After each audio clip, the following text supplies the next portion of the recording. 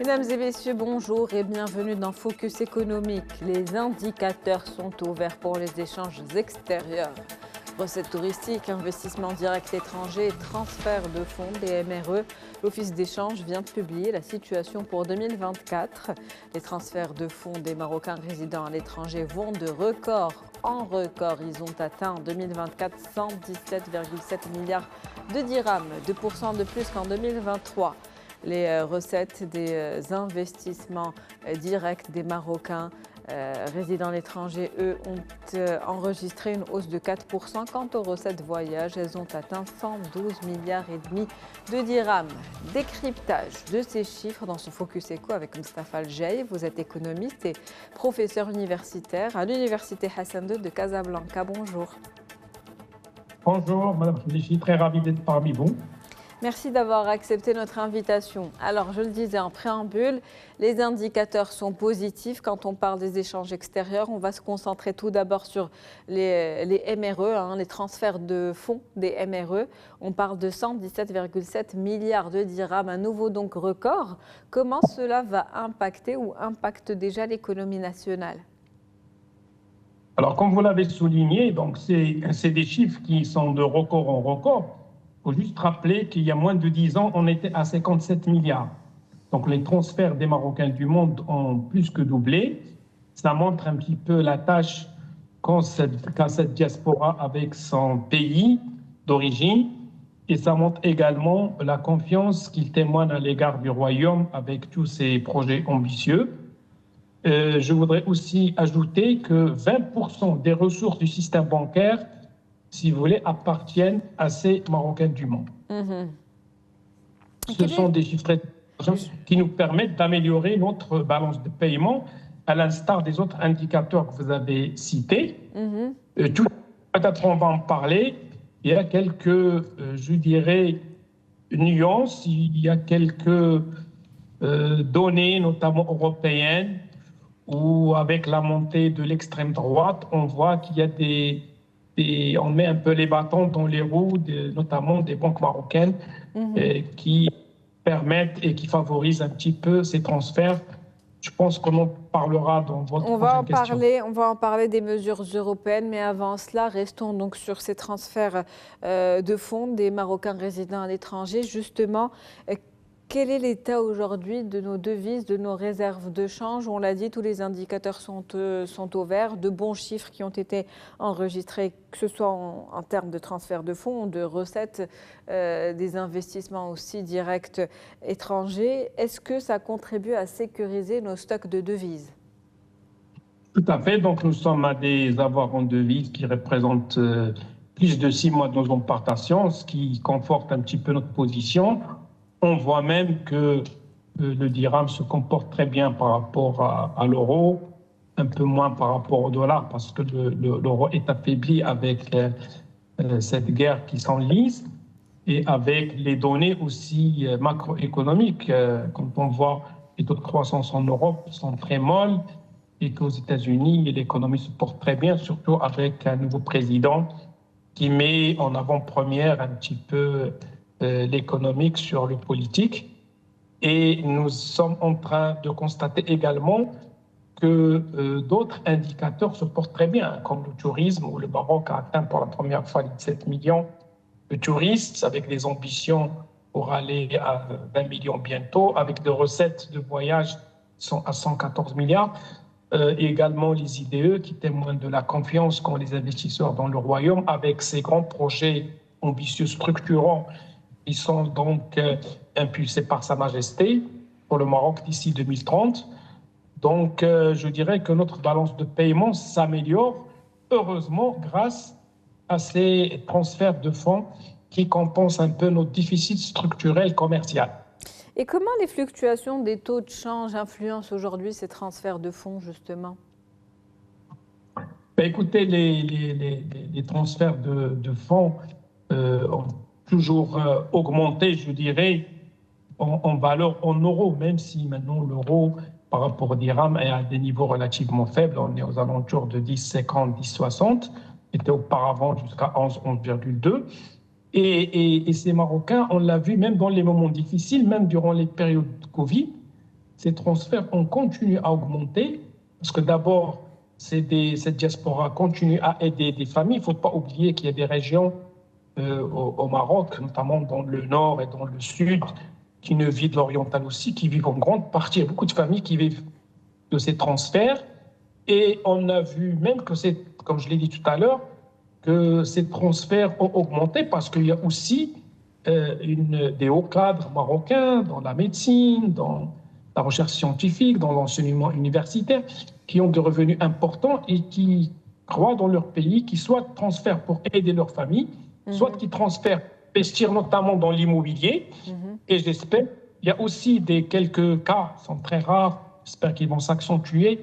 C'est des jeunes qui investissent dans les activités industrielles, des établissements productifs, et on doit les encourager pour profiter de leur savoir-faire et les inciter à développer leur pays. Et on a vu, on a des experts pointus mondiaux qui sont marocains et qui font la fierté du royaume.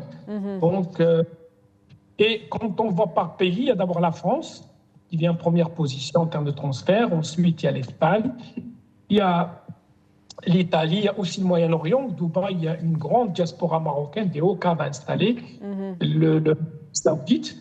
Donc, c'est un peu éparpillé, aux États-Unis également. Mais le plus gros de nos transferts nous vient de l'Europe.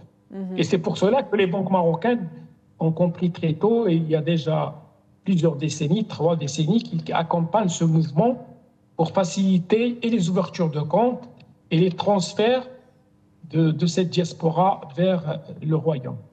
Un constat en tout cas établi aujourd'hui qui est positif, mais est-ce que ça risque de changer? Vous le disiez tout à l'heure, on en parlait de ces mesures prévues par l'Union européenne, des mesures restrictives concernant justement les transferts de fonds des Marocains résidant à l'étranger. Quels sont les contours de ces mesures et comment ou quelles conséquences cela peut-il avoir sur le Maroc?